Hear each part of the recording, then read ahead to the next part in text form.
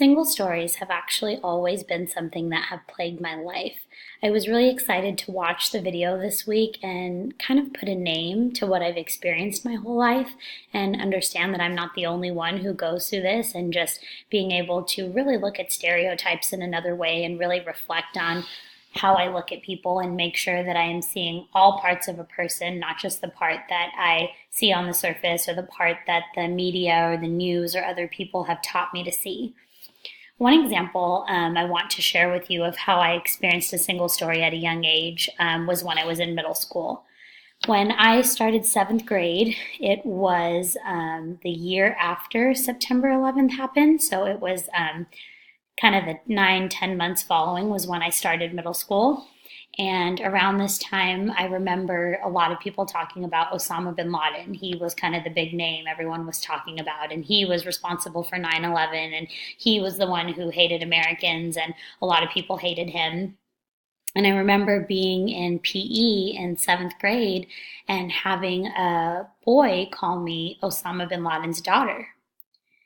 And I was really hurt by that, and it's something that's still stuck with me today. I mean, being a 12-year-old girl and have someone essentially say that you are the daughter of somebody who has been behind or responsible all of these terrible things that happened in our nation that really rocked the nation. To me, that was like the biggest insult anyone could ever give me, one. Second of all, it taught me that because I look different, I went to middle school in Home Gardens. It's like a area between Riverside and Corona. And there aren't many Indian people, or there weren't definitely when I was growing up going to school with us.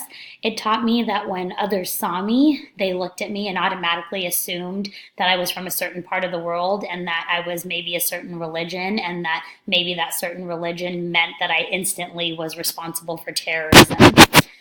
That whole experience really taught me kind of the ignorance of the area I was growing up in and the people I was growing up around. I am of an Indian background, not of a Middle Eastern background, and my family are all practicing Catholics. They're not Muslim, and to be honest, even if we were Middle Eastern and we were Muslim, that definitely wouldn't mean that we had radical beliefs or that we were in any way related to anyone who had any terrorist background or terrorist, ideals. And so it was that first experience of someone trying to put me in a box, and that was solely just on how I looked. It wasn't even knowing my ethnicity or anything else about me. It was just someone looking at me and saying, this person must be this. Another experience I've kind of faced with single stories has always been the contradiction between my ethnicity and my religion. Only 1.5% of Indians in the world are practicing Catholics, and myself and my family happen to belong to that 1.5%.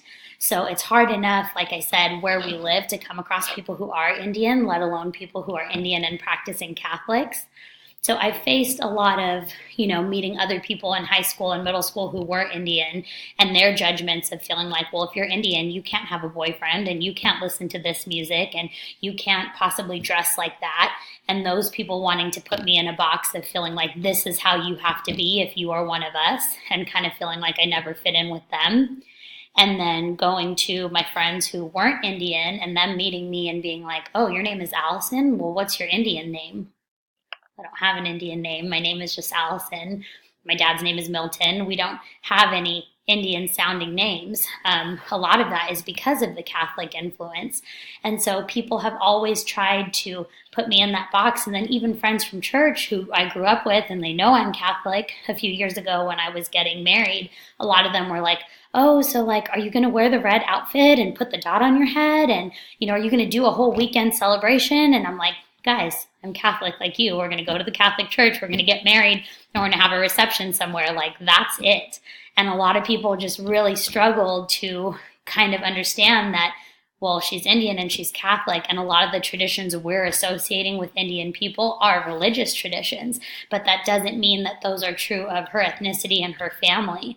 And so I've always felt this kind of struggle between my religion and my ethnicity, and it's made me resent my ethnicity at certain times in my life.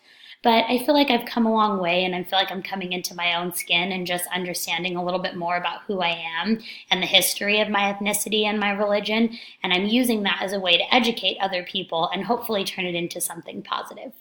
Thank you.